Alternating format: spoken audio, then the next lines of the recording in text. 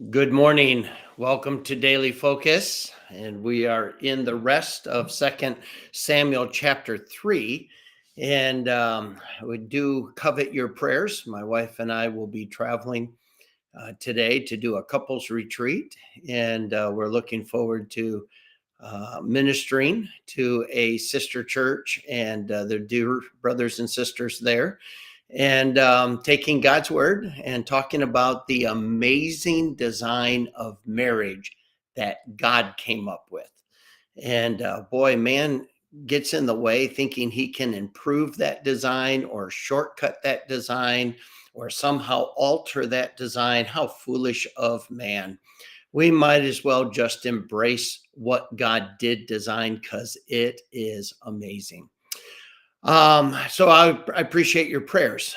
Here in Second Samuel chapter 3, it's a very interesting conclusion in this chapter. I said yesterday, lots of drama in this chapter, from the start of Abner admitting defeat and realizing, okay, I can battle God, but God's going to win, and God has clearly anointed David to be king.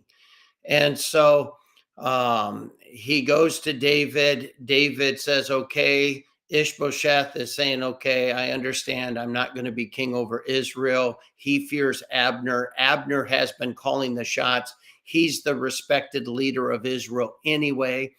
And so God is using this to establish David to what he always had prepared for him. Ishbosheth then is called by David. David demands that he bring Michal, his wife, to him at the weeping of her husband, the one that Saul had tried to get even with David by giving Michal to. And, there's just all this drama. And however, all of that's supposed to play out, like I said, we find out that David has 7 wives, and then he calls for Michal to come back, and now he has 8, and we know he's going to end up with Bathsheba.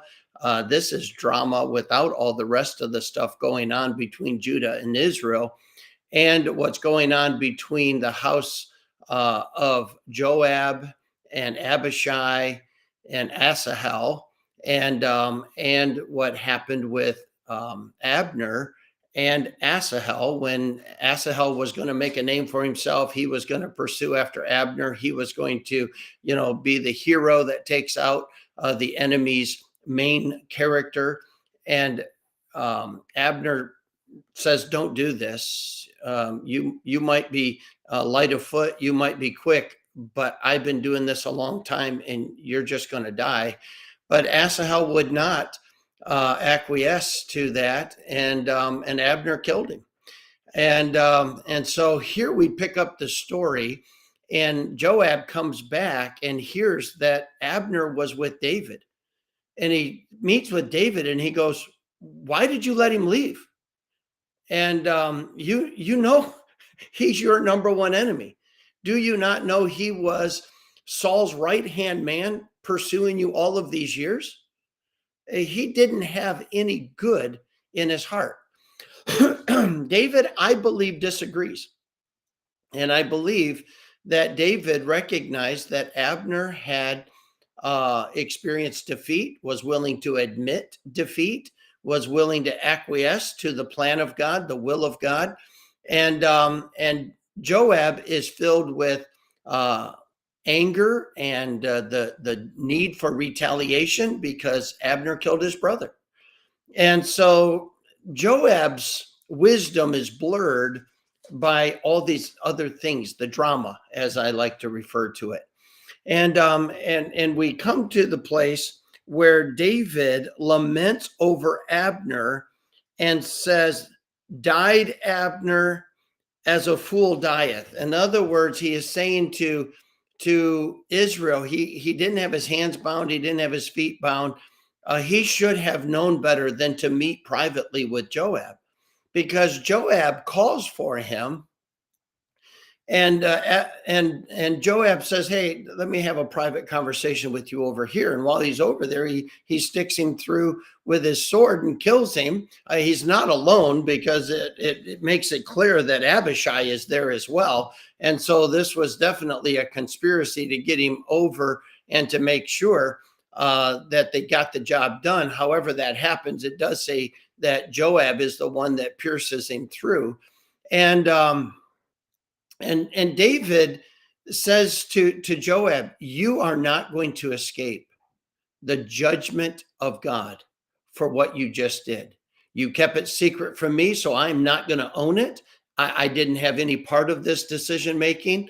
And so therefore the blood is on your head, and it's going to follow your family. But as for my house and my life and my kingdom, we're free from this, but you're going to bear the brunt of it, Joab." And David then strategically seeks to win the hearts of Israel. And you can debate all day long, and I don't know that debating motive is really profitable, because how do we really know? Some would say that David truly was sorrowful for How Abner, a hero of Israel, died deceitfully, and why he fell into that trap. It might be that David did not want to assume the kingdom this way. Whatever, you can argue on the side that David was truly sorrowful. But there is the case to be made that he strategically is sorrowful to win the hearts of Israel. But either way, if it's legit or if it's political, the end result was he did win the heart of Israel. And so it says in verse 36, and all the people took notice of it, David's lamenting over the death of Abner, and it pleased them. And whatsoever the king did pleased all the people, for all the people and all Israel understood that day that it was not of the king to slay Abner, the son of Ner. And so the king said to his servants, "Know ye not that there is a prince and a great man fallen this day in Israel?" In other words, he was a wonderful leader. He was a powerful leader, and he was a great warrior. And he recognized that. He at least gave credit to what was legitimately credit. Whether he was honoring him legitimately or just honoring him politically doesn't really matter. The end of the story is simply this, that David wins the heart of Israel, and now he is going to be king over all of Israel. So what is the lesson? The lesson is this: vengeance is mine, I will repay, saith the Lord.